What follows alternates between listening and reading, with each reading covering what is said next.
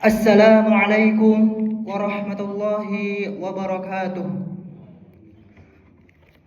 Alhamdulillahi ala ihsanih wa syukrun lahu ala taufiqihi wa amtinanih wa ashhadu an la ilaha illallah wahdahu la syarika lahu ta'ziman li sya'nih wa ashhadu anna Muhammadan abduhu wa rasuluhu ad-da'i ila ridwanih. Allahumma salli alaihi wa ala alihi wa sahbihi wa ikhwanih, amma ba'du. Hadirin rahimani wa rahimakumullah. Sebagaimana di dalam fikih ada pembahasan tentang taharah, bagaimana kita membersihkan badan-badan kita, jasmani-jasmani kita dari kotoran-kotoran dan najis. Begitu pula dalam hal spiritual, kita memiliki pembahasan tazkiyatun nafs, yaitu membersihkan jiwa kita dari kotoran-kotoran dan dosa-dosa yang menyangkuti pada hati. Makanya salah satu ilmu yang paling penting dalam ilmu tazkiyatun nafs adalah al-muhlikat, yaitu mengetahui yang membinasakan, yaitu mengetahui penyakit-penyakit hati.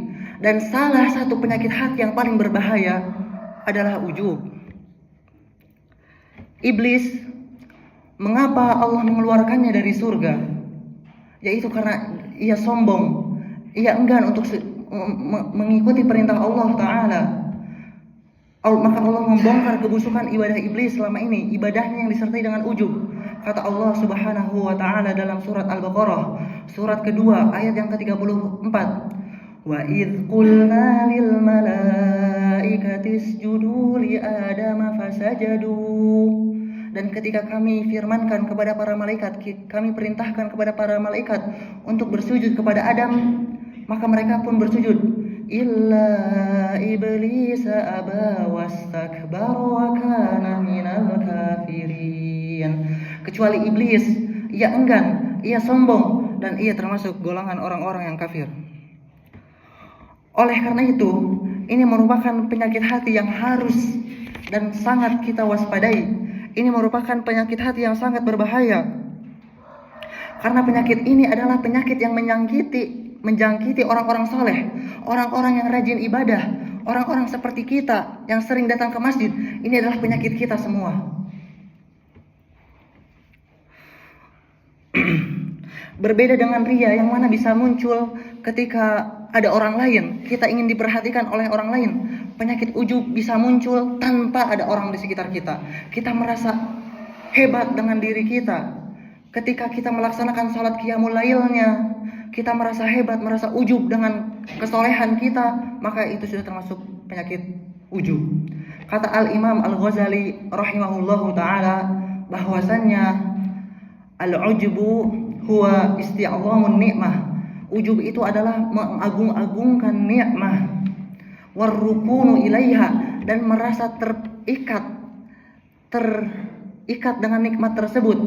Ma'an nisyani idhafatiha ilal mun'im, dengan melupakan untuk mengaitkan nikmat tersebut kepada sang pemberi nikmat. Apa yang dimaksud dengan warrukunu ilaiha? Apa yang dimaksud dengan merasa terikat dengan nikmat tersebut?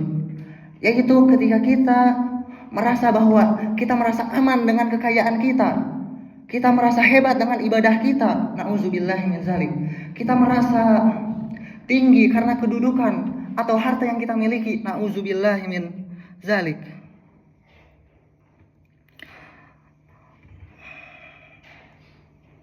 Inilah peringatan untuk orang-orang yang Allah beri kelebihan, orang-orang yang Allah beri ketampanan, orang-orang yang Allah beri kekayaan yang banyak, jabatan, harta, tahta, dan berbagai macam hal kenikmatan yang lainnya. Inilah peringatan bagi Allah Subhanahu wa ta'ala bagi mereka. Jangan sampai karena kita merasa tampan, kita merasa hebat, kita merasa ilmu kita sudah tinggi, kemudian kita merasa ujub. Apa balasan untuk orang yang ujub? Kata Nabi SAW dalam sebuah hadisnya, bainama rajulun yamshi baina burdayaini mu'jabun binafsih. Ada seseorang yang berjalan dengan kedua burdahnya, kedua pakaiannya, dan dia merasa ujub dengan jiwanya, merasa ujub dengan pakaian yang ia miliki. Idh khasafallahu bihil arda fahuwa yatajaljalu fiha ila yaumil qiyamah.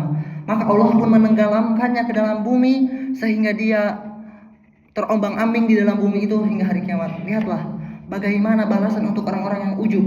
Allah tenggelamkan dia ke dalam bumi sehingga dia terombang-ambing selama-lamanya. Dan saya ingin sharing atau berbagi kisah pribadi. Mungkin saya juga termasuk orang yang terkena penyakit ujub ini.